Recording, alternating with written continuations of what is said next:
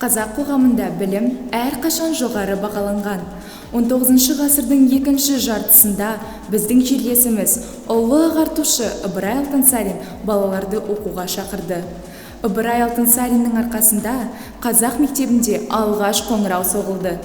Ыбырай атамыз «Кел балалар оқылық» деп балаларды оқуға, өскелең ұрпақты ағартушылыққа шақырып, және сол арқылы жалпы халық үшін білімнің, өнердің, ғылымның маңыздылығын айқындады. В новом учебном году я поставил перед собой намерение изучить большое количество научной и художественной литературы, ведь в каждой прочитанной книге можно открыть для себя новые понятия и возможности безграничных знаний.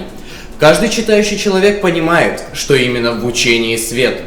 Қазақ зиялыларының жарқын өкілдерінің бірі Міржақып Дулатұлы оқу ағарту ісіне үлкен мән берген.